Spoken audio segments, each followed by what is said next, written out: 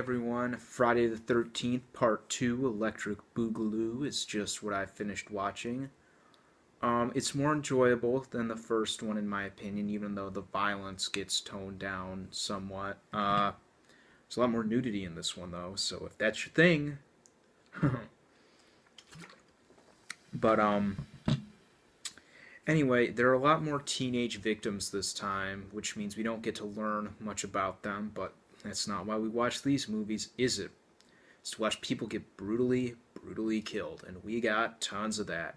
Ice picks, pickaxes, hammers, barbed wire, spears. They're all in use here, and they all get to mangle some bodies. This is different from the other movies in the series.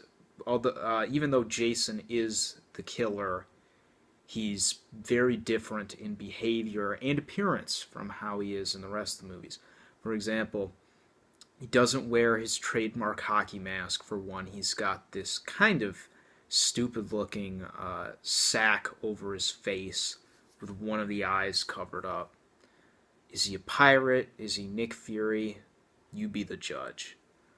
And he also is a lot faster than the Jason Voorhees we know from the other movies, because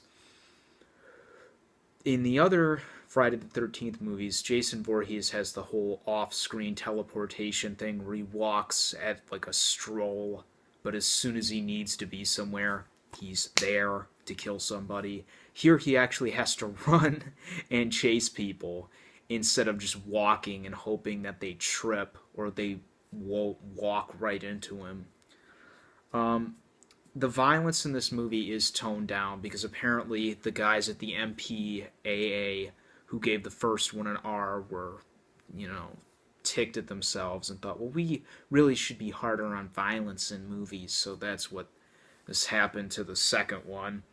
Though, like I said, there's definitely a lot more variety this time around. What's kind of interesting is two spoilers here. The two survivors from the first movie,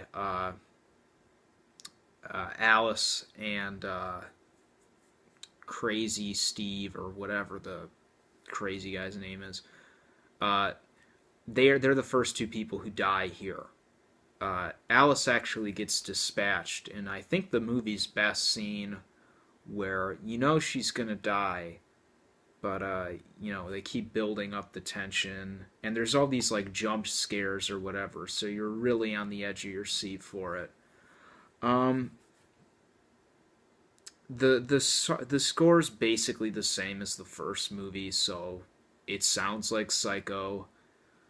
The acting is nothing to write home about.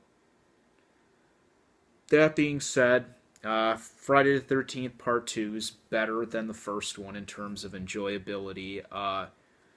If you're like me, and you like watching so bad it's good, scary movies late at night, it'll be right up your alley. Give it a watch. I'm gonna go to sleep. I'll probably do Part 3 sometime later today, because it is after midnight as I'm filming this. And in the comments, I'm curious about this. If you've seen this movie, let me know. Does the actress who plays Ginny, the female main character, look at all like Donna from The West Wing? Just something that occurred to me while I was watching the movie.